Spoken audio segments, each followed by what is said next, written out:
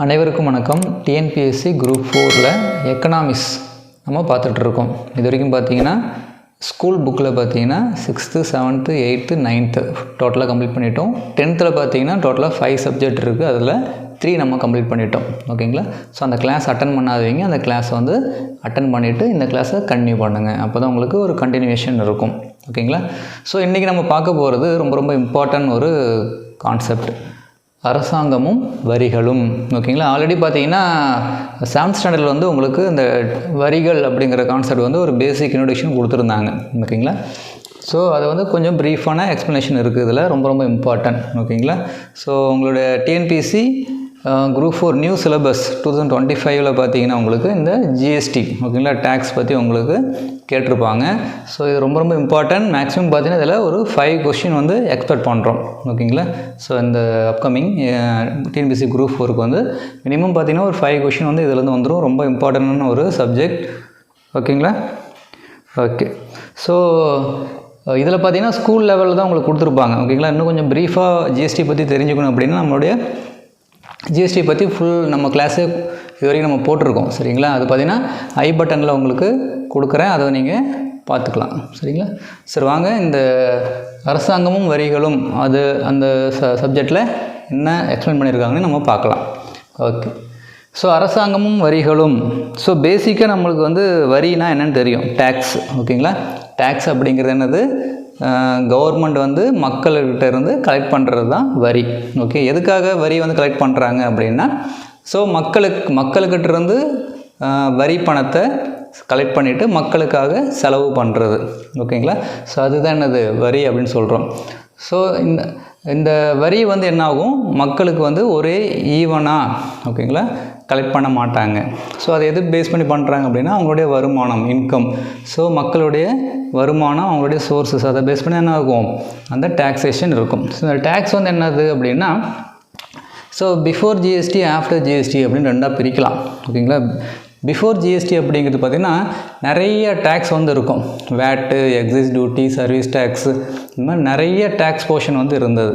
So after coming GST பார்த்திங்க அப்படின்னா இது எல்லாமே ஒன் டேக்ஸ் அப்படின்னு சொல்லிவிட்டாங்க. ஸோ ஜிஎஸ்டி இன்ட்ரடியூஸ் பண்ணும்போதே ஒன் நேஷன் ஒன் டேக்ஸ் அப்படின்னு தான் இன்ட்ரடியூஷனே பண்ணாங்க. ஓகேங்களா?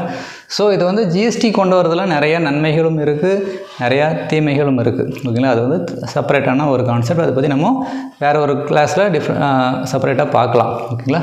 ஸோ இப்போ பார்த்தீங்கன்னா இந்த அரசாங்கமும் வரிகளும் அதை நம்ம வந்து என்னென்ன படிக்க போகிறோம் அப்படின்னு பார்த்தீங்கன்னா, இதுக்குள்ளார வளர்ச்சி கொள்கைகள் மற்றும் அரசாங்கத்தின் பங்கு பற்றி புரிந்து கொள்ளுதல், வரி மற்றும் அதன் வகைகளை பற்றி அறிய வைத்தல், வரி எவ்வாறு விதிக்கப்படுகிறது என்பதை கற்றுக்கொள்ளுதல், கருப்பு பணத்திற்கும் வரி ஏய்ப்பிற்கும் உள்ள நோக்கத்திற்கான அறிவை பெறுதல், ஸோ வரிக்கும் மற்ற கட்டணத்திற்கும் உள்ள வேறுபாடு, வரிகளும் மற்றும் அவற்றின் முன்னேற்றம் பற்றியும் புரிந்து கொள்ளுதல். ஸோ இதை பற்றி என்ன பண்ணுறாங்க, ப்ரீஃபாக எக்ஸ்ப்ளனேஷன் இந்த சப்ஜெக்டில் நம்ம பார்க்க போகிறோம். ஸோ இன்ட்ரொடக்ஷன் என்ன கொடுத்துருக்காங்க அப்படின்னா, ஒரு நாட்டின் பொருளாதாரத்தை முன்னேற்றம் அடைய செய்வதற்கு அரசாங்கத்தால் வரி விதிக்கப்படுகிறது. ஓகேங்களா?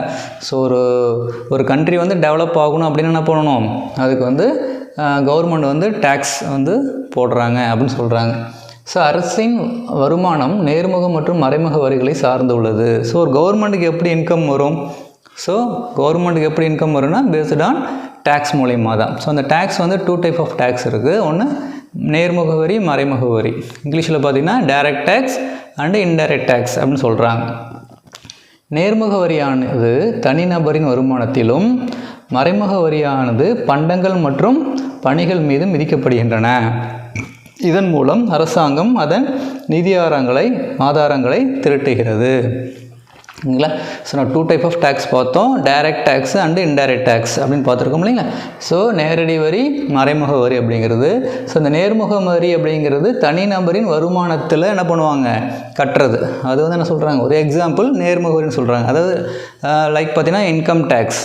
ஓகேங்களா? அதெல்லாம் என்னது டைரக்ட் டேக்ஸில் வரும், நேர்முக வரி. ஸோ இந்த மறைமுக வரி அப்படின்னா என்னென்னு பார்த்தீங்கன்னா, ஸோ நம்ம ஒரு பொருளை பர்ச்சேஸ் பண்ணுறோன்னு வச்சுக்கோங்களேன். ஓகேங்களா? அதேமாரி நாமும் வாங்கக்கூடிய ஒரு சர்வீஸ். ஓகேங்களா? ஸோ அதுக்கு என்ன பண்ணுவோம், நாமும் ஜிஎஸ்டி கட்டிட்டு தான் அதை என்ன பண்ணுவோம், அந்த பொருளை நம்ம வாங்குகிறோம். ஓகேங்களா? அது என்னது மறைமுக வரி அப்படின்னு சொல்கிறது. ஓகேங்களா? ஸோ வளர்ச்சி கொள்கைகளில் அரசாங்கத்தின் பங்கு. ஸோ என்னென்ன வளர்ச்சி கொள்கைகள் இருக்குது ஓகேங்களா. ஸோ அதில் வந்து கவர்மெண்ட்டோட ரோல் என்ன அப்படின்னு பார்த்தீங்கன்னா பாதுகாப்பு அல்லது இராணுவம் ஓகேங்களா. ஸோ ஒரு மக்கள்கிட்ட வரி வாங்குறாங்கன்னா அதில் முதன்மையான ஒரு எக்ஸ்பென்சஸ் எதுக்கு பண்ணுறாங்க கவர்மெண்ட் பார்த்தீங்கன்னா இந்த பாதுகாப்புக்கு தான் பண்ணுறாங்க, டிஃபென்ஸ் அப்படின்னு சொல்லுவோம் ஓகேங்களா. ஸோ அதுக்கு தான் என்ன பண்ணுறாங்க முதன்மையான பணம் வந்து ஒதுக்கப்படுது ஓகேங்களா. ஸோ எதிரிகளிடமிருந்து நாட்டை பாதுகாப்பது இராணுவத்தின் அத்தியாவசிய பணியாக கருதப்படுகிறது. பாதுகாப்பு படைகளை உருவாக்குவதற்கும் பராமரிப்பதற்கும் மத்திய அரசாங்கமே பொறுப்பாகும். ஸோ யார் அண்டரில் வருது பார்த்தீங்கன்னா சென்ட்ரல் கவர்மெண்ட் அண்டரில் தான் என்ன வருது இந்த டிஃபென்ஸ் வந்து வருது ஓகேங்களா. ஸோ அயல்நாட்டு கொள்கைகள். ஸோ இன்றைய உலகில் நாம் அனைத்து உலக நாடுகளும் நட்பான உறவை பராமரித்தல் அவசியமானதாகும் ஓகேங்களா. எல்லா நாடுகளும் எனக்கு என்ன பண்ணணும், நட்பான உறவு நம்ம வச்சுக்கணும். ஏற்றுமதி மற்றும் இறக்குமதி செய்வதன் மூலமும் மூலதனம் மற்றும் உழைப்பை பரிமாற்றம் செய்வதன் மூலமும் நாம் நல்ல பொருளாதார உறவினை பராமரிக்க முடியும். இந்த சேவையை மத்திய அரசாங்கம் வழங்குகிறது. ஸோ இந்த அயல் நாட்டு கொள்கையும் என்னது ஓகேங்களா. ஸோ சென்ட்ரல் கவர்மெண்ட் என்ன பண்ணுறாங்க அது ஃபாலோ பண்ணுறாங்க. அடுத்தது மூணாவது என்ன பார்த்தீங்கன்னா குறிப்பிட்ட கால இடைவெளிகளில் தேர்தல்களை நடத்துதல் ஓகேங்களா. ஸோ இப்போ பார்த்தீங்கன்னா எலெக்ஷன் வருது பார்த்தீங்களா, அதுக்கும் ஒரு எலெக்ஷன் பண்ணணுன்னா என்ன பண்ணணும் வைக்கணும் அப்படின்னா அதுக்கும் மணி நம்ம ஸ்பெண்ட் பண்ணணும் ஓகேங்களா. ஸோ அந்த பணமும் எதில் செலவு பண்ணுறாங்க, நம்ம கட்டக்கூடிய வரிகள்லேருந்து தான் செலவு பண்ணுறாங்க. ஸோ ரொம்ப இம்பார்ட்டன்ட். இந்தியா ஒரு ஜனநாயக நாடு ஓகேங்களா. நாம் நாடாளுமன்றம் மற்றும் சட்டமன்றத்திற்கு பிரதிநிதிகளை தேர்ந்தெடுக்கின்றோம். இதேபோல் மாநில அரசுகள் உள்ளாட்சி மன்றங்களுக்கு தேர்தலை மாநிலத்திற்குள் நடத்துகிறது ஓகேங்களா. ஸோ சட்டம் மற்றும் ஒழுங்கு. ஸோ நாலாவதாக நம்மக்கிட்டேருந்து வாங்கக்கூடிய வரிகளிலிருந்து என்ன பண்ணுறாங்க சட்டம் மற்றும் ஒழுங்குக்காக செலவு பண்ணுறாங்க. ஸோ நடுவண் மற்றும் மாநில அரசுகள் நமது உரிமைகள் சொத்துக்களை பாதுகாப்பதற்கும் நமது பொருளாதாரம் மற்றும் சமூகத்தை ஒழுங்குபடுத்துவதற்கும் ஏராளமான சட்டங்களை இயற்றுகின்றன. பிரச்சனைகளை தீர்ப்பதற்காக நீதிமன்றங்களை அமைத்துள்ளன. மேலும் அந்தந்த மாநிலங்களில் காவல்துறையை நிர்வகிக்கும் பொறுப்பை மாநில அரசுகள் ஏற்றுக்கொண்டுகின்றன. ஸோ சட்டம் மற்றும் ஒழுங்குன்னா என்னது போலீஸ் டிபார்ட்மெண்ட் ஓகேங்களா. ஸோ கோர்ட்டு ஓகேங்களா, அதெல்லாம் என்னது கம்மிங் அண்டர் சட்டம் மற்றும் ஒழுங்கு கீழே வருது. ஸோ இது வந்து என்ன பண்ணுறாங்க அந்தந்த மாநில அரசுகள் வந்து அதுக்கு பொறுப்பேற்றுக்குவாங்க. ஸோ பொது நிர்வாகம் மற்றும் பொது பண்டங்களை வழங்குதல். ஸோ இதெல்லாம் என்னென்னா ரொம்ப சிம்பிள் தான். பொது நிர்வாகம் மற்றும் பொது பண்டங்களை வழங்குதல் அப்படின்னு என்னென்னா அரசாங்கம் பொதுவாக பல்வேறு துறைகள் மூலம் பொருளாதாரத்தையும் சமூகத்தையும் நிர்வகிக்கிறது. வருவாய்த்துறை, பள்ளிகள், மருத்துவமனைகள், கிராம வளர்ச்சி மற்றும் நகர்ப்புற வளர்ச்சி போன்றவைகள் எடுத்துக்காட்டுகளாகும். உள்ளூர் அரசாங்கங்கள் உள்ளூர் சாலைகள், வடிகால், குடிநீர், குப்பை சேகரிப்பு மற்றும் அகற்றல் போன்ற பொதுப்பணிகளை வழங்குகின்றன ஓகேங்களா. இதெல்லாம் நம்மளுக்கு தெரிஞ்சது தான். ஸோ வருமான மறுபகிர்வு மற்றும் வறுமை ஒழிப்பு. ஸோ முன்னதாக குறிப்பிட்ட பல்வேறு நடவடிக்கைகளுக்கு நிதியளிக்க அரசாங்கங்கள் பல்வேறான வரிகளை வசூலிக்கின்றன. அதிக வருமானம் உடையவர்கள் ஏழைகளை விட அரசாங்கத்திற்கு அதிக வரி செலுத்தக்கூடிய வகையில் வரி வசூலிக்கப்படுகிறது. சில அடிப்படை தேவைகளான உணவு, தங்குமிடம், உடை, கல்வி, சுகாதார பாதுகாப்பு மற்றும் மாத வருமானம் போன்றவற்றினை ஏழைகளுக்கு வழங்குவதற்காக அரசாங்கம் பணத்தை செலவிடுகிறது ஓகேங்களா. ஸோ நம்மக்கிட்டேருந்து வாங்குகிற வரி என்ன பண்ணுறாங்க கவர்மெண்ட்டு அது வந்து இந்தந்த இதுக்காக செலவு பண்ணுறாங்க. அதாவது ஒரு பேசிக் நீட் அடிப்படை தேவைக்காக மக்களுக்கு செலவு செய்கிறாங்க அப்படின்னு சொல்கிறாங்க. மேலும் வறுமையை குறைப்பதற்கான நடவடிக்கைகளையும் செயல்படுத்துகிறது. பொருளாதாரத்தை ஒழுங்குபடுத்துதல். நடுவண் அரசு பணத்தின் அளிப்பு, வட்டி வீதம், பணவீக்கம் மற்றும் அந்நிய செலாவணி விகிதம் ஆகியவற்றை இந்திய ரிசர்வ் வங்கி மூலம் கட்டுப்படுத்துகிறது. ஸோ ஆர்பிஐ தான் என்ன பண்ணுது இந்த பேங்கிங் எல்லாமே கண்ட்ரோல் பண்ணுது. இதன் விகிதங்களில் அதிக ஏற்ற இறக்கங்களை களைவதே மைய வங்கிகளின் முக்கிய நோக்கமாகும். சென்ட்ரல் பேங்க் மைய வங்கினானது சென்ட்ரல் பேங்க். இந்திய பங்கு மற்றும் பரிவர்த்தனை வாரியம் SEBI ஓகேங்களா. ஸோ மற்றும் இந்திய போட்டி ஆணையம் CCI ஓகேங்களா போன்ற பல்வேறு முகமைகள் மூலமாகவும் மத்திய அரசு பொருளாதாரத்தை கட்டுப்படுத்துகிறது. இந்தியாவில் உள்ள அனைத்து அரசாங்க நிறுவனங்கள் மற்றும் பொதுத்துறை நிறுவனங்கள் மலிவு விலையில் அத்தியாவசியமான பொருட்கள் மற்றும் சேவைகளை மக்களுக்கு வழங்குகின்றன. ஓகேங்களா? ஸோ இதுதான் என்னது, மக்கள்கிட்டேருந்து வரியை வாங்கி இந்தந்த சோர்ஸஸ்க்காக செலவு செய்கிறாங்க. அடுத்தது வரி. ஓகேங்களா? அடுத்து என்ன பண்ணுறோம், வரினா என்ன அப்படின்னு பார்க்க போகிறோம். ஸோ இங்கிலீஷில் என்ன சொல்கிறோம், டேக்ஸ் அப்படின்னு சொல்கிறோம். வரி என்ற சொல் வரி விதிப்பு என்பதிலிருந்து உருவானது. ஸோ வரி அப்படிங்கிறது என்னதுன்னா வரி விதிப்பு அப்படிங்கிற சொல்லிலிருந்து உருவானது தான் வரி அப்படின்னு சொல்கிறாங்க. இதன் பொருள் மதிப்பீடு என்பதாகும். ஸோ வரி அப்படிங்கிறதுக்கு மீனிங் என்னது, மதிப்பீடு. ஓகேவா? ஸோ வரி விதிப்பு என்பது அரசாங்கம் தனது செலவினங்களுக்காக பொதுமக்களிடம் பெரு நிறுவனங்களிடமும் வரிகளை விதித்து வருவாயை உருவாக்கும் ஒரு வழிமுறையாகும். ஓகேங்களா? அரசு கட்டமைப்பின் செயல்பாட்டிற்காக வரியின் மூலம் நிதி திரட்டுவது வரி விதிப்பின் முக்கிய நோக்கமாகும். வரி விதிப்பு முறை நல அரசு என்ற கருத்தை மையமாக கொண்டு செயல்படுகிறது. ஓகேங்களா? ஸோ வரி விதிப்புங்கிறது என்னது, நல அரசு. ஓகேங்களா? அப்படிங்கிற கருத்தை மையமாக கொண்டு தான் என்ன பண்ணுறாங்க, வரி விதிக்கிறாங்க. நல அரசுன்னு என்னது, நல்ல அரசு, குட் கவர்மெண்ட் அப்படின்னு சொல்கிறாங்க. வரிகள் என்பது எந்தவித எதிர்பார்ப்பும் இன்றி நேரடியாக அரசாங்கத்திற்கு செலுத்தப்படுகின்ற கட்டாய கட்டணமாகும். ஓகேங்களா? எந்தவித எதிர்பார்ப்புமே இன்றி அரசாங்கத்துக்கு கட்டக்கூடிய ஒரு தொகை தான் என்னது, வரின்னு சொல்கிறாங்க. பேராசிரியர் செலிக்மேன் கருத்துப்படி வரி என்பது ஒரு குடிமகன் அரசுக்கு கட்டாயமாக செலுத்தும் செலுத்துகையாகும். யார் சொல்கிறா, பேராசிரியர் செலிக்மேன். ஓகேங்களா? ஸோ ரொம்ப இம்பார்ட்டன்ட். அவர் என்ன சொல்கிறாரு, வரி என்பது ஒரு குடிமகன் அரசுக்கு கட்டாயமாக செலுத்தும் செலுத்துகை. அரசிடமிருந்து எந்தவித நேரடி நன்மையும் எதிர்பார்க்காமல் கட்டாயமாக செலுத்த வேண்டியதே வரி என வரையறை கூறுகிறார். ஓகேவா? அந்த செலிக்மேன் அப்படிங்கிற ஒரு டெஃபினேஷன் கொடுத்துருக்கிறார். எந்த ஒரு எதிர்பார்ப்புமே இல்லாமல் கவர்மெண்ட்டுக்கு நாம் என்ன பண்ணணும், செலுத்தக்கூடிய ஒரு கட்டணம்னா வரி அப்படின்னு சொல்கிறார். அடுத்தது பார்த்திங்கன்னா நம்மளுக்கு எல்லாத்துக்குமே தோணக்கூடிய ஒரு கொஷின் தான், வரிகள் ஏன் விதிக்கப்படுகிறது, எதனால் இப்போ டேக்ஸ் வந்து போடுறாங்க, ஓகே நாம் ஏன் டேக்ஸ் கட்டணும், நம்ம சம்பாதிக்கிறோம், நாம் சம்பாதிச்சு எதுக்கு வந்து கவர்மெண்ட்டுக்கு நம்ம கொடுக்கணும் அப்படின்னா என்ன சொல்கிறாங்கன்னு பார்க்கலாம். வரலாற்று காலத்திலிருந்தே நாடுகளும் அதற்கு இணையாக செயல்படும் அரசுகளும் வரி விதிப்பின் மூலம் பெற்ற நிதியிலிருந்தே பல செயல்களை நிறைவேற்றியிருக்கின்றது. இப்போ பார்த்தீங்கன்னா ஒரு எக்ஸாம்பிள் பார்த்தீங்கன்னா ஒரு டேம் கட்டணும்னு வச்சுக்கோங்களேன். அதுக்கு வந்து என்ன ஆகும், நிறைய பொருட்செலவுகள் ஆகும். ஓகேங்களா? நிறைய பணம் தேவைப்படும். அது வந்து யாராவது ஒரு இண்டிவிஜுவல் பர்சன் வந்து அந்த டேமை கட்ட முடியுமா அப்படின்னா கட்ட முடியாது. அப்போ என்ன பண்ணாங்க, அந்த காலத்தில் மக்கள்கிட்டருந்து கொஞ்சம் கொஞ்சமாக அமௌண்ட்டு ஓகேங்களா அவங்கக்கிட்ட வாங்கி ஒரு டேம் வந்து கட்டினாங்க. ஓகேங்களா? ஸோ அந்த ப்ராசஸ் தான். ஸோ அவைகளில் சில பொருளாதார உள்கட்டமைப்பு செலவுகள் அப்படின்னா என்னது,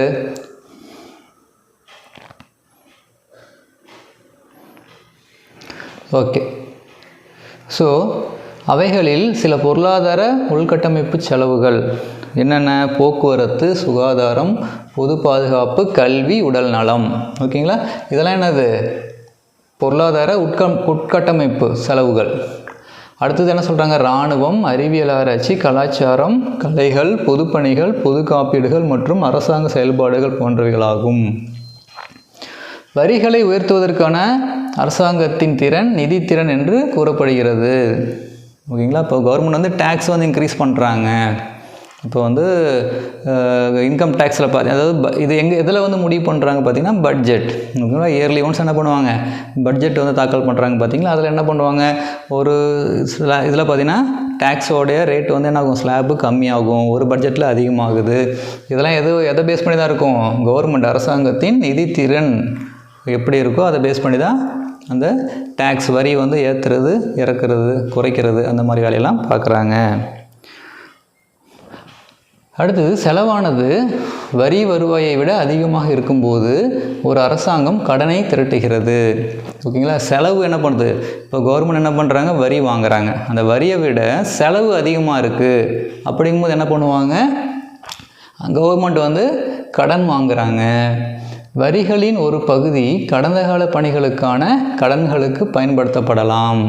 ஓகேவா, ஸோ இப்போ நம்ம வாங்குகிற நம்மக்கிட்டேருந்து பொதுமக்கள்கிட்டேருந்து வாங்குகிற டேக்ஸ் என்னாச்சு, கவர்மெண்ட்டுக்கு பத்தாமோ அவங்க என்ன பண்ணுறாங்க, கடன் வாங்குறாங்க.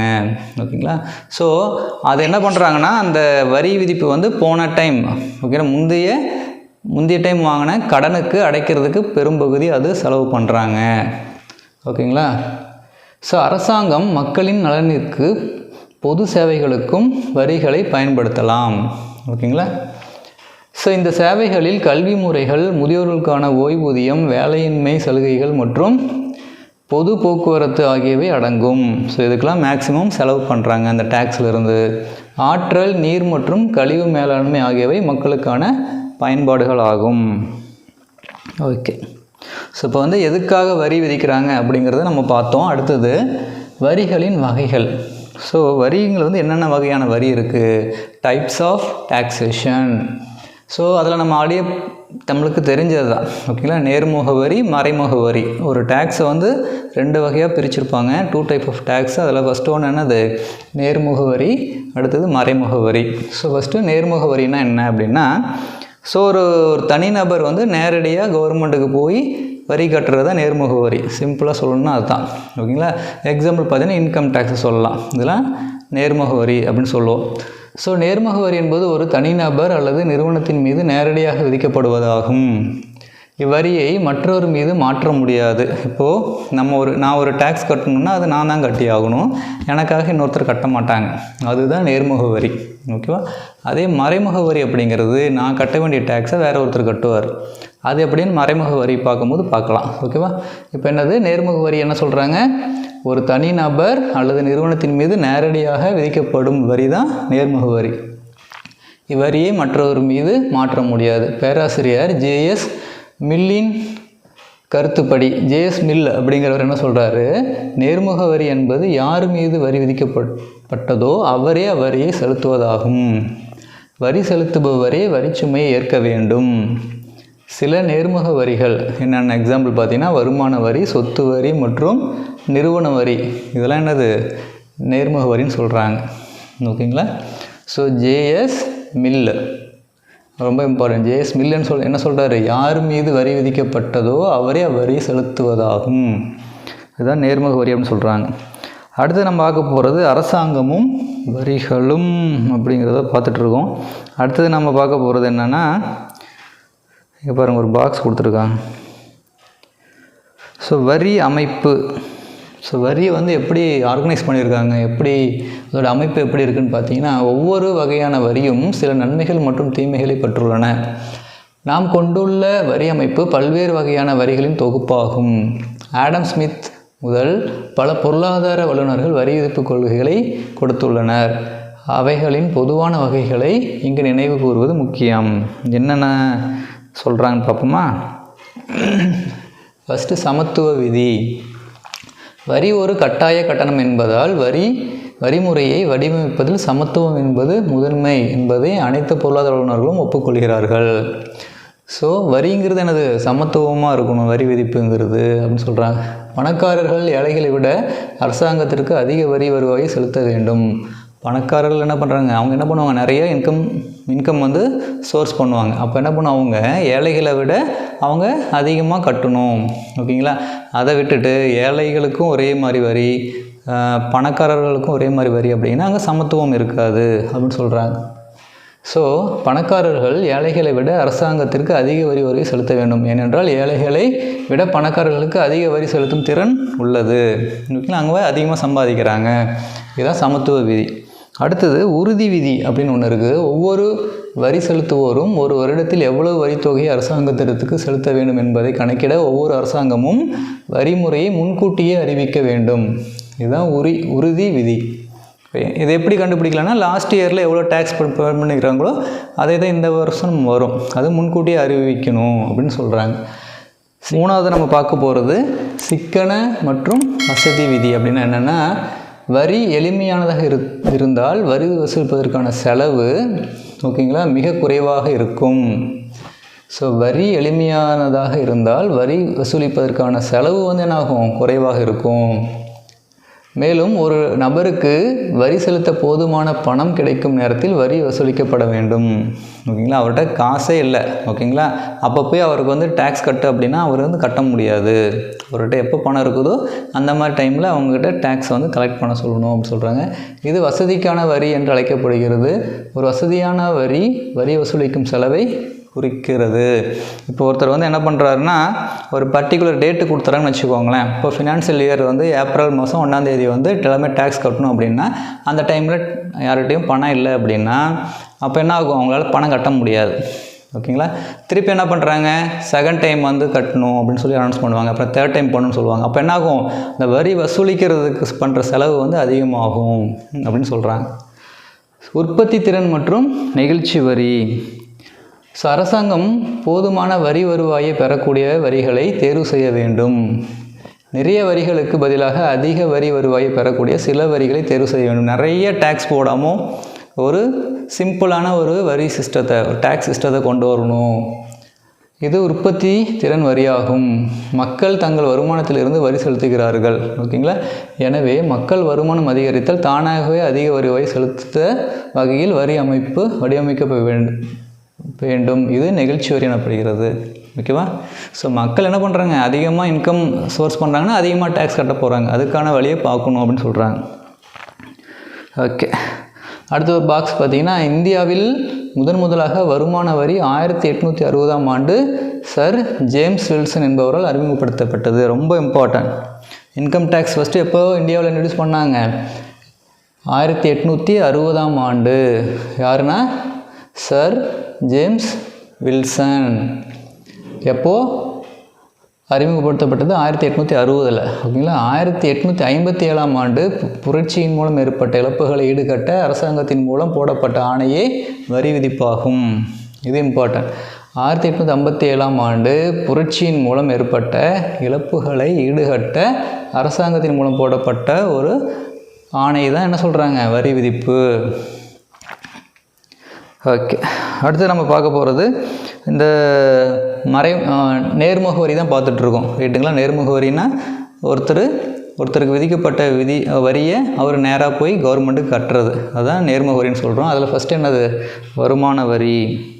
ஸோ வருமான வரினா என்ன அப்படின்னா, வருமான வரி இந்தியாவில் விதிக்கப்படுகின்ற நேர்முக வரி முறைகளில் மிக முக்கியமான வரி. ஓகேவா, இவ்வரி தனிநபர் பெறுகின்ற வருமானத்தின் அடிப்படையில் விதிக்கப்படுகிறது.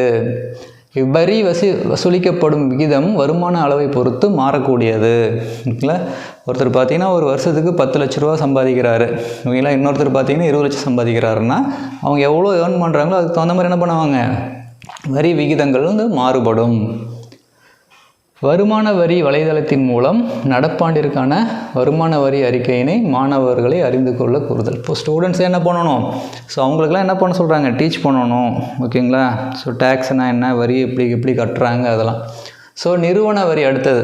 ஸோ நிறுவன வரிங்கிறது அது ஒரு நேர்முக வரி தான். ஓகேங்களா, இந்த வரி தங்கள் பங்குதாரர்களிடமிருந்து தனி நிறுவனங்களாக இருக்கும் நிறுவனங்களுக்கு விதிக்கப்படுகிறது. ஓகேங்களா, ஸோ ப்ரைவேட் கம்பெனிஸ். இது இந்தியாவில் அமைந்துள்ள சிறப்பு உரிமைகள், மூலதன சொத்துக்களின் விற்பனையிலிருந்து வரும் வட்டி லாபங்கள், தொழில்நுட்ப சேவைகள் மற்றும் ஈவுத்தொகைகளுக்கான கட்டணம் போன்றவற்றிலிருந்து வசூலிக்கப்படுகிறது. இந்த வரி வெளிநாட்டு நிறுவனங்கள் பெரும் வருமானத்தின் மீது விதிக்கப்படுகிறது. ஓகேங்களா, ஸோ எம்என்சி கம்பெனி இருக்குது பார்த்திங்களா, வெளிநாட்டு நிறுவனங்கள். ஸோ அந்த நிறுவனங்கள் மூலம் பெரும் வருமானத்தின் மீது விதிக்கப்படுது அப்படின்னு சொல்கிறாங்க. ஸோ அதோட ஸ்லாப் கொடுத்துருக்காங்க பாருங்கள். வருமானம் ஒரு ஆண்டுக்கு 50 கோடிக்குள்ளார இருந்ததுன்னா அவங்க டேர்ன் ஓவர். இந்திய நிறுவனங்களாக இருந்ததுன்னா 25%, அயல்நாட்டு நிறுவனம் இருந்தால் எவ்வளோ போடுறாங்க, 40% டேக்ஸ் கட்டணும். 50 கோடிக்கு மேலே இருந்தால் இந்திய நிறுவனங்களாக இருந்ததுன்னா 30%, எம்என்சி கம்பெனி அயல்நாட்டு நிறுவனங்களாக இருந்ததுன்னா 40% அதுக்கு டேக்ஸ் கட்டணும். ஸோ இந்த டேக்ஸ் பேர் என்னது, நிறுவன வரி. ஓகேங்களா, அடுத்தது ஒரு நேர்முக வரி, மூணாவது என்னென்னு பார்த்தீங்கன்னா சொத்து வரி அப்படின்னு சொல்லுவாங்க, ஓகேங்களா, அல்லது செல்வ வரி அப்படின்னு சொல்லுவாங்க, ப்ராப்பர்ட்டி டேக்ஸ், அதுக்கே நம்ம கேள்விப்பட்டிருப்போம். ஸோ சொத்து வரி அல்லது செல்வ வரி என்பது தனது சொத்திலிருந்து பெறப்பட்ட நன்மைகளுக்காக சொத்தின் உரிமையாளர்களுக்கு விதிக்கப்படுகின்ற விதிதான் அது சொத்து வரி. ஒவ்வொரு ஆண்டும் சொத்தின் மதிப்பு சந்தை மதிப்பின் அடிப்படையில் விதிக்கப்படுகிறது. இவ்வரி தனிநபர் மற்றும் நிறுவனங்கள் மீது விதிக்கப்படும் வரியாகும். இப்போ நம்ம வீடு, சொந்தமாக வீடு இருக்குது அப்படின்னா அதுக்கு என்ன பண்ணுவோம், வரி கட்டுவோம், சொத்து வரி கட்டுவோம், ஓகேங்களா. சொத்து வரிங்கிறது என்னது, கான்ஸ்டண்ட்டாக ஒரே லெவல் இருக்காது. ஸோ ஒரு குறிப்பிட்ட இயருக்கு என்னாகும், அது சந்தையோட மதிப்பு அதிகமாகும் போது அந்த டேக்ஸோட வேல்யூவும் அதிகமாக கலெக்ட் பண்ணுவாங்க. அடுத்தது ஒரு பாக்ஸ் கொடுத்துருவாங்க பாருங்கள், இம்பார்ட்டன்ட். இந்தியாவில் அரசாங்கத்தினால் 3 அடுக்குகள் வரி வசூலிக்கப்படுகிறது, ஓகேங்களா. ஸோ நடுவண் அரசால் எளிதில் வசூலிக்கக்கூடிய வரிகள் உள்ளன. இந்தியாவில் கிட்டத்தட்ட அனைத்து நேரடி வரிகளும் நடுவண் அரசால் வசூலிக்கப்படுகிறது, ஓகேங்களா. நடுவண் அரசுன்னா அது சென்ட்ரல் கவர்மெண்ட்டு, ஓகேங்களா. ஸோ பொருள்கள் மற்றும் சேவைகளுக்கான வரி நடுவண் மற்றும் மாநில அரசாங்களால் வசூலிக்கப்படுகிறது. ஸோ இப்போ பொருட்கள் மற்றும் சேவை வரினா என்னது, குட்ஸ் அண்ட் சர்வீஸ் டேக்ஸ், ஓகேங்களா. அது அந்த குட்ஸ் அண்ட் சர்வீஸ் டேக்ஸை வந்து யார் யார் வாங்குறாங்க அப்படின்னா சென்ட்ரல் கவர்மெண்ட்டும் கலெக்ட் பண்ணுறாங்க, ஸ்டேட் கவர்மெண்ட்டும் கலெக்ட் பண்ணுறாங்க, ஓகேங்களா. ஸோ அது அந்த ஜிஎஸ்டியில் பார்த்தீங்கன்னா ஒரு சின்ன கான்செப்ட் தான், ஓகேங்களா. அது புரிஞ்சுக்கிட்டிங்கன்னா ரொம்ப ரொம்ப ஈஸியாக தான் இருக்கும், ஓகேங்களா. ஸோ அடுத்த ஜிஎஸ்டி வரும், அதை நம்ம பார்க்கலாம், ஓகேங்களா. சொத்துக்களுக்கான வரி உள்ளூர் அரசாங்கங்களால் வசூலிக்கப்படுகின்றன, ஓகேவா. அந்த ப்ராப்பர்ட்டி டேக்ஸுங்கிறது என்னது, உள்ளூர் அரசாங்கங்களால் வசூலிக்கப்படுகின்றன. இந்தியாவில் நேரடி வரிகளை விட மறைமுக வரி மூலம் அதிக வரி வருவாய் வசூலிக்கப்படுகிறது. ஸோ இந்தியாவை பொறுத்த வரைக்கும் நேரடி வரிகள் மூலம் கிடைக்கக்கூடிய டேக்ஸை விட மறைமுக வரி இருக்குது பார்த்தீங்களா, ஓகேங்களா, இன்டைரக்ட் டேக்ஸு, அது மூலயமா தான் நிறையா டேக்ஸ் வந்து கவர்மெண்ட்டு கிடைக்கிது இந்தியாவில், ஓகேங்களா. ஸோ இந்தியாவின் முக்கிய மறைமுக வரி சுங்க வரி மற்றும் பண்டங்கள் மற்றும் பணிகள் வரி ஜிஎஸ்டி ஆகும், ஓகேங்களா. ஸோ அடுத்து நம்ம பார்க்க போகிறது மறைமுக வரி. ஸோ நேர்முக வரின்னு என்னென்னு பார்த்தோம், அடுத்தது மறைமுக வரிகள். ஒருவர் மீது விதிக்கப்பட்ட வரிச்சுமை மற்றொருக்காக மாற்றப்பட்டால் அது மறைமுக வரி எனப்படும். நேர்முக வரியில் என்ன பண்ணுவோம், இப்போது நான் வந்து டேக்ஸ் கட்டணும் அப்படின்னா அது நான் மட்டும் தான் கட்டணும், வேறு யாருமே அதை கட்ட முடியாது, ஓகேவா. ஆனால் மறைமுக வரிங்கிறது நான் கட்ட வேண்டிய டேக்ஸை இன்னொருத்தர் மேலே சுமத்துறது, அதுதான் மறைமுக வரின்னு சொல்கிறாங்க, ஓகேவா. வரி விதிக்கப்பட்டவர் ஒருவர், வரி சுமையை சுமப்பவர் வேறொருவராக இருப்பார், ஓகேங்களா. ஸோ வரி டேக்ஸ் வந்து ஒருத்தர் தான் கட்டணும், ஆனால் என்னது அந்த டேக்ஸ் அவர் கட்ட மாட்டார், அவருக்கு பதிலாக வேறு ஒருத்தர் கட்டுவார், ஓகேங்களா. ஸோ ஆகையால் மறைமுக வரியில் வரியை செலுத்துபவர் வரி சுமையை சுமப்பவர் அல்லர். சில மறைமுக வரிகள் ஆவன என்னென்ன மறைமுக வரி இந்தியாவில் இருக்குது அப்படின்னா முத்திரைத்தாள் வரி, ஓகேங்களா, பாண்டு, ஓகேங்களா. ஸோ அந்த பாண்டெலாம் பார்த்துருப்பீங்க, பத்திரம், ஓகேங்களா. பொழுதுபோக்கு வரி, என்டர்டெயின்மெண்ட் டேக்ஸு, சுங்கத்தீர்வை மற்றும் பண்டங்கள் மற்றும் பணிகள் மீதான வரி ஜிஎஸ்டி, இதுதான் நம்மகிட்ட இருக்குது. ஸோ இந்த ஜிஎஸ்டி வரதுக்கு முன்னாடி என்னென்னா நிறைய டாக்ஸேஷன் இருந்தது, ஓகேவா. இன்டைரக்ட் டேக்ஸில் மறைமுக வரியில் நிறையா இருக்கும். வேட்டுன்னு கேள்விப்பட்டுருவோம், வேட்டு, சர்வீஸ் டேக்ஸு, எக்ஸைஸ் டியூட்டி, ஓகேங்களா, செஸ்ஸு, இது மாதிரி நிறையா உங்களுக்கு இருந்தது. ஸோ இப்போ என்னது ஜிஎஸ்டி வந்ததுனால அந்த டேக்ஸ் போர்ஷன் வந்து கொஞ்சம் சிம்பிளாக மாறி இருக்கு. ஸோ இதில் பார்த்தோம் பார்த்திங்களா, முத்திரைத்தாள் வரினா என்னென்னா எந்த ஒரு முத்திரைத்தாள் வரினா என்னது, முத்திரைத்தாள் வரி என்பது அரசாங்க ஆவணங்களான திருமண பதிவு அல்லது சொத்து தொடர்பான ஆவணங்கள் மற்றும் சில ஒப்பந்த பத்திரங்கள் போன்றவற்றின் மீது விதிக்கப்படுறது என்னது முத்திரைத்தாள் வரி அப்படின்னு சொல்கிறோம். பொழுதுபோக்கு வரி, என்டர்டெயின்மெண்ட் டேக்ஸ் அப்படின்னா என்னென்னா எந்த ஒரு பொழுதுபோக்கு மூலமாக இருந்தாலும் அதன் மூலம் அரசாங்கத்தால் விதிக்கப்படுகின்ற வரி பொழுதுபோக்கு வரியாகும். உதாரணமாக திரைப்படங்கள் பார்ப்பதற்காக விதிக்கப்படுகின்ற கட்டணம், பொழுதுபோக்கு பூங்காக்கள், பொருட்காட்சி, விளையாட்டு அரசாங்கம், விளையாட்டு நிகழ்ச்சிகள் ஆகியவற்றை பார்ப்பதற்காக விதிக்கப்படுகின்ற வரி போன்றவையாகும். ஸோ இதுக்கெல்லாமே டேக்ஸ்லாம் இருக்குது, ஓகே. நம்ம ஒரு தேட்டருக்கு போகிறோம், மூவி பார்க்குறோம் அப்படின்னா அதுக்கு என்ன வந்து ஒரு டேக்ஸ் போடுவாங்க, அது என்டர்டெயின்மெண்ட் டேக்ஸ், ஓகேங்களா. ஸோ சுங்கத்தீர்வை அல்லது கலால் வரி, ஓகேங்களா. அது அப்படின்னா என்ன அப்படின்னா சுங்கத்தீர்வு என்பது விற்பனையை விட உற்பத்தியின் இயக்கத்தில் உள்ள எந்த ஒரு உற்பத்தி பொருட்கள் மீதும் விதிக்கப்படும் வரியாகும். இவ்வரி பொதுவாக விற்பனை வரி போன்ற மறைமுக வரிகளுக்கு கூடுதலாக விதிக்கப்படுகிறது, ஓகே. அடுத்தது பண்டங்கள் மற்றும் பணிகள் வரி. ஸோ ரொம்ப ரொம்ப இம்பார்ட்டன்ட். ஓகேங்களா, ஜிஎஸ்டி அப்படின்னு பாருங்கள், நம்ம எக்கனாமிக் சிலபஸ்லேயே கொடுத்துருப்பாங்க குட்ஸ் அண்ட் சர்வீஸ் டேக்ஸ் பற்றி. ஸோ பண்டங்கள் மற்றும் பணிகள் வரி என்பது மறைமுக வரிகளில் ஒன்றாகும். ஸோ பேசிக்காக என்னது, ஜிஎஸ்டி அப்படிங்கிறது மறைமுக வரி, அது நம்ம தெளிவாகிடணும். ஓகேவா, இது ஒரு இன்டைரக்ட் டேக்ஸ். ஓகேவா. ஸோ வரி இந்திய பாராளுமன்றத்தில் மார்ச் 29, 2017 நிறைவேற்றப்பட்டது. பார்லிமெண்ட்டில் என்ன பண்ணுறாங்க, 2017 மார்ச் மாதம் 29 தான் இவ்வரி என்ன பண்ணுறாங்க, பாராளுமன்றத்தில் நிறைவேற்றுறாங்க. ஆனால் எப்போது செயல்முறைக்கு வந்தது அப்படின்னா ஜூலை 1, 2017 அமுல்படுத்தப்பட்டு செயல்பாட்டுக்கு வருது. ஓகேங்களா. ஸோ ரெண்டுமே இம்பார்ட்டன்ட், கன்ஃபியூஸ் பண்ணக்கூடாது. ஸோ பார்லிமெண்ட்டில் நிறைவேற்றுறது 2017 மார்ச் 29. ஓகேங்களா. அதை செயல்முறைப்படுத்தப்பட்டது ஜூலை 1, 2017. இதன் குறிக்கோள் ஒரு நாடு ஒரு அங்காடி ஒரு வரி. ஓகேங்களா, one nation one market one tax. ஓகேங்களா, அதுதான் அதோடைய ஸ்லோகனாகவே வச்சுருந்தாங்க. இது மதிப்பு கூட்டப்பட்ட வரி போன்று பல முனை வரி இல்லாமல் இது ஒரு முனை வரி ஆகும். ஸோ ஜிஎஸ்டிக்கும் வேட்டுக்கும் என்ன டிஃப்ரெண்ட்டு, வேட் அப்படிங்கிறது என்னது, மதிப்பு கூட்டப்பட்ட வரி. ஓகேங்களா, அதுதான் வேட். அது என்னென்னா ஒவ்வொரு ஸ்டேஜ்லேயும் அதோடைய டேக்ஸோட வேல்யூ ஆட் ஆகிக்கிட்டே இருக்கும். அதான் மதிப்பு கூட்டு வரின்னு சொல்லுவாங்க, வேட்டு. அதை என்ன பண்ணிட்டாங்க, அதை ஸ்டாப் பண்ணிவிட்டு நம்மளுக்கு ஜிஎஸ்டி கொண்டு வந்துட்டாங்க. ஓகேங்களா, சிங்கிள் பாயிண்ட் டேக்ஸ். ஓகேங்களா.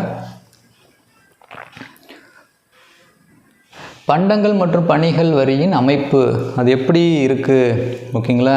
ஸோ அப்படின்னா என்ன அப்படின்னு ஃபுல் டீட்டெயிலாக கொடுத்துருக்குறாங்க. ஸோ மாநில பண்டங்கள் மற்றும் பணிகள் வரி. ஓகேங்களா. ஸோ இந்த ஜிஎஸ்டி பொறுத்த வரைக்கும் சென்ட்ரல் கவர்மெண்ட்டும் கலெக்ட் பண்ணுறாங்க, ஸ்டேட் கவர்மெண்ட்டுக்கும் கலெக்ட் பண்ணுறாங்க. அது எப்படி அப்படின்னா, எக்ஸாம்பிள் பார்த்திங்கன்னா நம்ம ஒரு ப்ராடக்ட் வாங்குறோம்னா அந்த பில்லில் என்ன இருக்கும், ஜிஎஸ்டி போட்டிருப்பாங்க. ஸோ ஜிஎஸ்டி ஒரு பொருளுக்கு 18%, 18% அப்படின்னு வச்சுக்கோங்களேன். அதில் என்ன பண்ணியிருப்பாங்கன்னா 2 ஸ்லாப்பாக பிரிச்சுருப்பாங்க. ஒன்று சிஜிஎஸ்டி அப்படின்னு இருக்கும், இன்னொன்று எஸ்ஜிஎஸ்டின்னு இருக்கும். ஸோ எஸ்ஜிஎஸ்டினா என்ன அப்படின்னு பார்த்தீங்கன்னா ஸ்டேட், ஓகேங்களா, குட்ஸ் அண்ட் சர்வீஸ் டேக்ஸ், அதுதான் எஸ்ஜிஎஸ்டி. சிஜிஎஸ்டி அப்படிங்கிறது பாருங்கள், சிஜிஎஸ்டி அப்படின்னா central goods and service tax.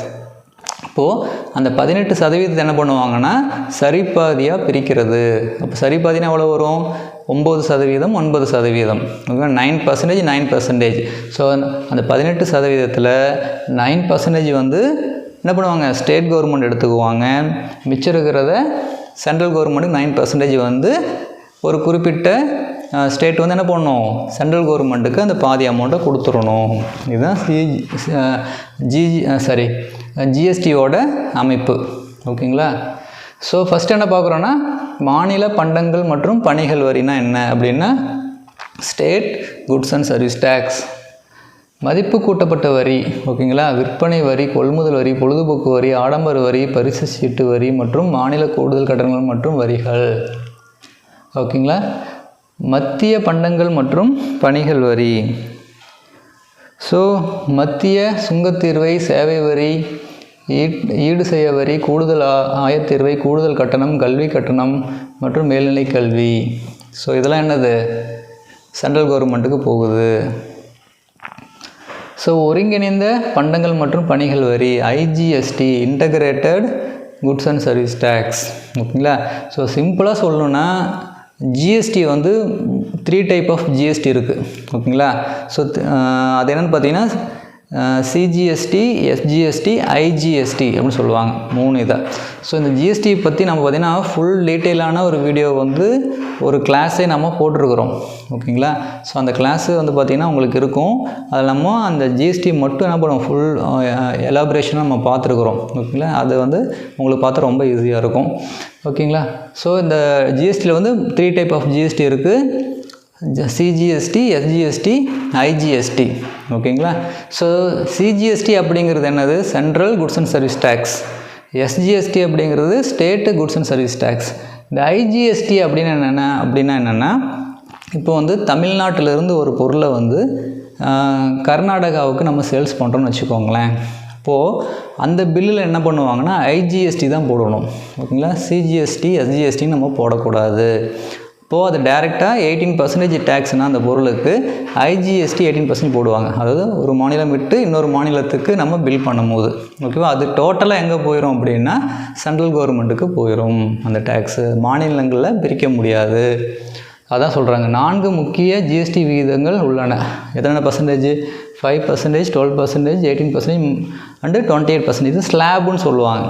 ஓகேங்களா, இதுதான் இந்தியாவில் இருக்கக்கூடிய ஜிஎஸ்டியோட ஸ்லாப். ஓகேங்களா. ஸோ காய்கறிகள் மற்றும் உணவு தானியங்கள் போன்ற வாழ்க்கைக்கு தேவையான அத்தியாவசிய தேவைகளுக்கான அனைத்து பண்டங்களும் இந்த வரியிலிருந்து விலக்கு அளிக்கப்பட்டுள்ளது.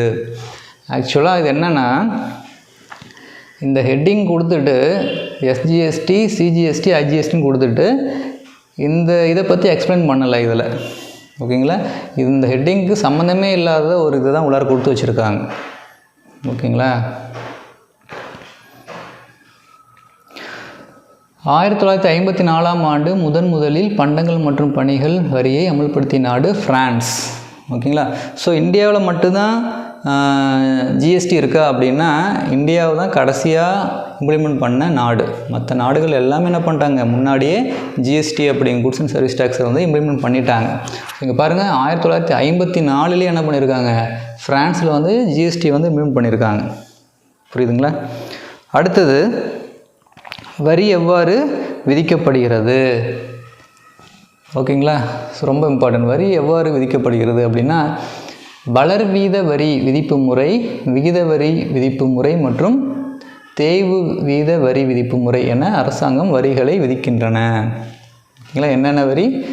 வளர்வீத வரி, அடுத்தது விகித வரி, அடுத்தது தேய்வு வீத வரி அப்படின்னு 3 டைப்பில் டேக்ஸு விதிக்கிறாங்க.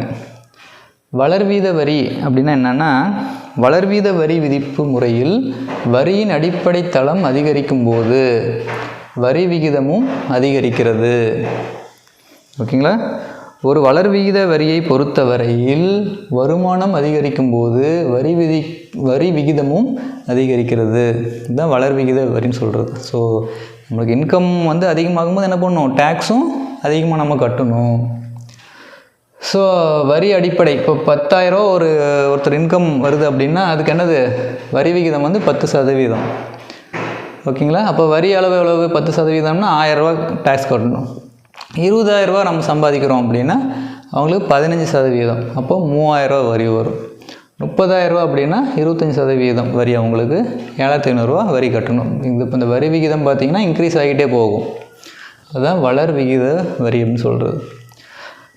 விகித வரி விதிப்பு முறை அல்லது விகிதாச்சார வரி விதிப்பு முறை அப்படின்னு என்னென்னா, ஒரு நிலையான அளவில் பண்டங்கள் மற்றும் பணிகளுக்காக விதிக்கப்படும் வரி விகித வரி விதிப்பு முறை எனப்படுகிறது. அனைத்து வரி செலுத்துவோரும் தங்கள் வருமானத்தில் அதே விகிதத்தில் பங்களிப்பு செய்கின்றனர்.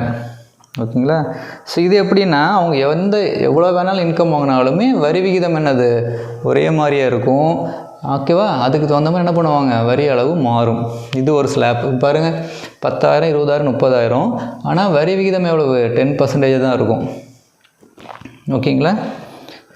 அடுத்தது தேய்வு வரி விதிப்பு முறை அப்படின்னு என்னென்னா, இது அதிக வருமானம் ஈட்டுவர்களை விட குறைந்த வருமானம் ஈட்டுவர்களிடம் அதிக வரி விகிதம் விதிப்பதை குறிக்கிறது. இது வளர்வீத வரி விதிப்பு முறைக்கு நேர் எதிராக உள்ளது. ஓகேங்களா. ஸோ இது என்னென்னா, வளர்வீத வரி விதிப்பு, விகித வரி விதிப்பு, தேய்வு வரி விதிப்பு என்ன டிஃப்ரெண்ட்னா, வருமான அதிகரிப்பு, இங்கே வருமான அதிகரிப்பு, வருமான மாற்றம். ஓகேங்களா. வரியும் அதிகரிக்கும், வரி குறையும், எப்போதும் ஒரே வரி தான் இருக்கும். வருமான வரி சொல்லலாம், நிறுவன வரி, விற்பனை வரி. ஸோ விற்பனை வரியெலாம் என்ன சொல்கிறாங்க, சேல்ஸ் டேக்ஸ், அப்படிலாம் தேய்வு வீத வரி. ஓகேங்களா. வளர்வீத வரிக்கு எடுத்துக்காட்டு வந்து வருமான வரி. ஸோ இது என்னது, நிறுவன வரி அப்படிங்கிறது ஒரே விகிதத்தில் தான் வரி இருக்கும். அவங்க எவ்வளோ சம்பாதிக்கிறாங்களோ அதுக்கு தகுந்த மாதிரி டேக்ஸ் கட்டிக்கணும். கருப்பு பணம் ரொம்ப ரொம்ப இம்பார்ட்டன்ட். ஆல்ரெடி ஒரு பெரிய கிளாஸில் நம்ம ப்ரீஃபாக எக்ஸ்பிளைனும் பண்ணியிருக்கிறோம். ஓகேங்களா. ஸோ பிளாக் மணினா என்ன, கருப்பு பணம் என்பது கருப்பு சந்தையில் ஈட்டப்பட்ட வருமானம் மற்றும் செலுத்தப்படாத வரி பணமாகும். ஓகேங்களா. ஸோ நம்ம எந்த ஒரு இன்கம்மை கவர்மெண்ட்டுக்கு காட்டாமல் இருக்கிறோமோ அந்த இன்கம், அந்த பணம் எல்லாமே கருப்பு பணம் தான். வரி நிர்வாகியிடமிருந்து மறைக்கப்பட்ட கணக்கிடப்படாத பணம் கருப்பு பணம் என்று அழைக்கப்படுகிறது. ஓகேங்களா, கவர்மெண்ட்டுக்கு காட்டாத பணம் எல்லாமே கருப்பு பணம் தான். கருப்பு பணத்திற்கான காரணங்கள், எதனால் கருப்பு பணம்லாம் அதிகமாக இருக்குது அப்படின்னா, கருப்பு பணத்திற்கு பல காரணங்கள் அடையாளமாக காணப்படுகின்றன. என்னென்னா, பண்டங்கள் பற்றாக்குறை, அடுத்தது உரிமம் பெறும் முறை, தொழில்துறையில் பங்கு, கடத்தல், வரியின் அமைப்பு. ஓகேங்களா, இதனால தான் கருப்பு பணத்திற்கு உருவாகுதுன்னு காரணம் சொல்கிறாங்க. இப்போது நான் ஒரு 10 லட்ச ரூபா சம்பாதிக்கிறேன் அப்படின்னா அதில் என்ன பண்ணுறாங்க, கிட்டத்தட்ட ஒரு 3 லட்ச ரூபாவை நீங்கள் கவர்மெண்ட்டுக்கு வரியாக கட்டணும் அப்படிங்கும்போது நான் 10 லட்ச ரூபா என்ன பண்ண மாட்டாங்க, கவர்மெண்ட்டுக்கு கணக்கே காட்ட மாட்டாங்க. ஸோ அதுவும் ஒரு காரணம் அப்படின்னு சொல்கிறாங்க. வரி ஏய்ப்பு அப்படின்னு என்ன, டேக்ஸ் ஈவியேஷன். எதனால் வரி ஏய்ப்பு நடக்குது, தனிநபர்கள், நிறுவனங்கள் மற்றும் அறக்கட்டளைகள் ஆகியவை சட்டவிரோதமாக வரி செலுத்தாமல் இருப்பது வரி ஏய்ப்பு அப்படின்னு சொல்கிறோம். வரி ஏய்ப்பு நடவடிக்கைகளில் சேர்க்கப்பட்டுள்ளவை என்னென்னா, வருமானத்தை குறைத்து மதிப்பிடுதல். ஓகேவா, இது ஒரு வரி ஏய்ப்பு தான். 10 லட்ச ரூபா வருமானம் வருதுன்னா 5 லட்சம் தான் காட்டுறது, 5 லட்ச ரூபா காட்ட மாட்டாங்க. விலக்குகள் அல்லது செலவுகளை உயர்த்துதல், செலவு என்ன பண்ணுறது, அதிகமாக காட்டுறது. மறைக்கப்பட்ட பணம், ஓகேங்களா, பில்லு போடாமல் என்ன பண்ணுறது, இன்வாய்ஸ் பண்ணாமல் பொருளை விற்கிறது. கடல் கடந்த கணக்குகளில் விவரங்களை மறைத்தல், ஃபாரினில் ஓகேவா அங்கே இன்வெஸ்ட்மெண்ட் பண்ணுறது. ஓகேங்களா, இதெல்லாம் வரி ஏய்ப்புன்னு சொல்கிறாங்க. வரி ஏய்ப்பும் அபராதமும். ஸோ வரி ஏய்ப்பு பண்ண என்ன பண்ணுறாங்க, நமக்கு ஃபைன் பெனால்ட்டிலாம் போடுறாங்க. அப்படின்னா என்னென்னா, ஒரு நபர் வரி ஏய்ப்பு செய்தலை தெரிந்தே செய்தால் அவர் 5 ஆண்டுகள் வரை சிறை தண்டனையும் கடுமையான குற்றச்சாட்டுகளை சந்திக்கவும் அதிக அளவு அபராதமும் செலுத்த நேரிடும். ஓகேங்களா, இப்போது கணக்கில் காட்ட மாட்டுறாங்க, ஓகேங்களா, குறைச்சி தான் அவங்களுடைய வருமானத்தை காட்டுறாங்க அப்படின்னா அவங்களுக்கு என்ன பண்ணுறாங்க, தெரிஞ்சே அவங்க பண்ணியிருந்தாங்க அப்படின்னா இது வந்து பிஸ்னஸில் வந்து நடக்கும். சில டைம் என்ன பண்ணுவாங்க, கணக்கு வந்து தப்பாக பண்ணுறதுனால அவங்களுக்கு வரும், அதில் வந்து எக்ஸம்ஷன் உண்டு. ஆனால் அவர் வேணும்னே தெரிஞ்சே பண்ணியிருந்தாங்கன்னா 5 ஆண்டு என்ன பண்ணுவாங்க, சிறை தண்டனை உண்டு. அதேமாதிரி அவங்க எவ்வளோ இதை அவங்க மறைச்சாங்களோ கவர்மெண்ட்டுக்கு, அதுக்கு என்ன பண்ணுவாங்க, அதிகப்படியான பணத்தை அவங்க பெனால்ட்டியாக கட்டுற மாதிரி இருக்கும். பிரதிவாதிகள் வழக்கு விசாரணைகளுக்கான செலவுகளை செலுத்த உத்தரவிடப்படலாம். அந்த வழக்கு செலவு எல்லாம் அவங்க தான் கட்டி ஆகணும். வரி ஏய்ப்பிற்கான அபராதம் குற்றத்தின் தன்மை மற்றும் அதன் தீவிரத்தினை பொறுத்து கடுமையானதாக இருக்கும். ஓகேங்களா, வரிகளும் முன்னேற்றமும். பொருளாதாரத்தை முன்னேற்றுவதில் வரி விதிப்பின் பங்கு என்னென்ன இருக்குது அப்படின்னா, வளங்களை திரட்டுதல். வரி விதிப்பு அரசாங்கத்திற்கு கணிசமான அளவிற்கு வருவாய் திரட்டுவதற்கு உதவுகிறது. குறிப்பாக நேர்முக வரிகளான தனிநபர் வருமான வரி, நிறுவன வரி மற்றும் மறைமுக வரிகளான ஆயத்தீர்வை, சுங்க வரி ஆகியவற்றின் மூலமாக வரி வருவாய் திரட்டப்படுகிறது. 2வது, வருமான ஏற்றத்தாழ்வுகளை குறைக்குது. ஓகேங்களா, ஸோ இந்த வரி அப்படிங்கிறது ஒன்று கவர்மெண்ட் வாங்கலாம் என்ன பண்ணுவாங்க, என்ன நடக்கும் அப்படின்னா, ஸோ இன்கம் ஏர்ன் பண்ணுறவங்க வந்து பணக்காரனாகவே இருந்துகிட்டே இருப்பாங்க. அப்போ என்ன ஆவாங்க, ஏழைகள் வந்து ஏழையாக தான் இருக்க முடியும். ஓகேங்களா, ஸோ வருமான ஏற்றத்தாழ்வுகளை குறைத்தல். வரியின் மூலம் சமத்துவ முறையை உருவாக்கலாம். குறிப்பாக நேர்முக வரியில் வளர்வீத வரிமுறை பின்பற்றப்படுகிறது. அதே போல் சில மறைமுக வரியான ஆடம்பர பண்டங்களின் மீது விதிக்கப்படும் வரி வளர்வீத வரியில் தன்மையாகும். சமூக நலன். வரி விதிப்பு சமூக நலனை உருவாக்குகிறது. சில விரும்பத்தகாத பொருட்களான மதுபானங்கள் போன்ற பொருட்கள் மீது அதிகமான வரி விதிப்பதன் மூலம் சமூக நலன் பாதுகாக்கப்படுகிறது. ஓகேங்களா, அந்நிய செலாவணி. வரி விதிப்பு ஏற்றுமதியை ஊக்குவிப்பதுடன் இறக்குமதியை தடுக்கிறது. பொதுவாக வளரும் நாடுகள் மற்றும் வளர்ந்த நாடுகளும் ஏற்றுமதி பொருட்களுக்கான வரியை விதிப்பதில்லை. ஓகேங்களா, இம்போர்ட்டு பார்த்தீங்கன்னா ஏற்றுமதி பண்ணுறாங்க பார்த்தீங்களா, எக்ஸ்போர்ட் பண்ணுறதுக்கு வந்து டேக்ஸ் கிடையாது. ஆனால் இம்போர்ட் பண்ணுறதுக்கு என்னது, நிறைய டேக்ஸ் உண்டு. ஸோ அதை தான் சொல்ல வராங்க. ஸோ நம்ம நாட்டிலேருந்து வேறு நாட்டுக்கு பொருளை நம்ம அனுப்புகிறோம், விற்பனை பண்ணுறோன்னா அதுக்கு டேக்ஸ் எக்ஸம்ஷன். ஓகேங்களா, அடுத்தது பார்த்திங்கன்னா வட்டார முன்னேற்றம். வட்டார வளர்ச்சியில் வரி விதிப்பு முக்கிய பங்கினை வகிக்கிறது. பின்தங்கிய பகுதிகளில் தொழில் நிறுவனங்கள் அமைப்பதற்கான வரி சலுகைகளையும் வரி விலக்குகளையும் அளிப்பதன் மூலம் அப்பகுதிகளில் தொழிற்சாலைகளை அமைப்பதற்கு வணிக நிறுவனங்கள் தூண்டுகின்றன. அடுத்து பார்த்திங்கன்னா பணவீக்கத்தை கட்டுப்படுத்துதல். வரி என்பது பணவீக்கத்தை கட்டுப்படுத்தும் கருவிகளில் ஒன்று. ஓகேங்களா, அரசாங்கம் பண்டங்கள் மீதான வரி விகிதத்தை குறைப்பதன் மூலம் பணவீக்கத்தை கட்டுப்படுத்த முடியும். ஸோ அடுத்தது பார்த்திங்கன்னா வரிக்கும் கட்டணத்திற்கும் உள்ள வேறுபாடு. ஸோ டேக்ஸுக்கும் பேமெண்ட்டுக்கும் உள்ள டிஃப்ரெண்ட் என்ன அப்படின்னா, வரி என்பது எந்தவித பிரதிபலனும் எதிர்பாராமல் அரசாங்கத்திற்கு கட்டாயமாக செலுத்தப்பட வேண்டிய ஒரு செலுத்துகை. ஆனால் பேமெண்ட்டுங்கிறது கட்டணம் என்பது பணிகளை பயன்படுத்துவதற்காக செலுத்துவதாகும். ஓகேங்களா? பொதுவாக அரசாங்கத்தின் வருமான இனங்களில் ஒன்றாக வரி மேலோங்கியுள்ளது. கட்டணம் என்பது ஒரு குறிப்பிட்ட நன்மைகளுக்காக தனிச்சலுகைகளை பெற்றிருந்தாலும் பொதுநல ஒழுங்குமுறையின் சிறப்பான முதன்மை நோக்கமாகும். வரி என்பது கட்டாயமாக நம்ம கட்டுறது, ஆனால் கட்டணம் ஃபீஸ் அப்படிங்கிறது தன்னார்வமாக செலுத்துவது. ஒரு தனிப்பட்ட நபரின் மீது வரி விதிக்கப்படாமல் அதனை அவர் செலுத்த வேண்டும், இல்லையெனில் அவர் தண்டிக்கப்படுவார். மாறாக பணிகளை பெற விருப்பமில்லையெனில் கட்டணம் செலுத்த தேவையில்லை. வரி செலுத்துபவர்கள் நேரடியாக எந்தவித சலுகைகளையும் எதிர்பார்க்க முடியாது. எக்ஸாம்பிள் பார்த்தீங்கன்னா வருமான வரி, ஓகேங்களா, கிஃப்ட் டேக்ஸு, அப்புறம் பார்த்தீங்கன்னா சொத்து வரி, வேட்டு, இதெல்லாம். இங்கே பார்த்தீங்கன்னா கட்டணம் செலுத்துவதன் மூலம் நுகர்வோர்கள் நேரடியாக சலுகைகளை பெறுகின்றனர். முத்திரை வரி, ஓட்டுநர் உரிமை கட்டணம், அரசாங்க பதவி கட்டணம், இதெல்லாம். ஓகேங்களா? ஸோ அவ்வளோதான்.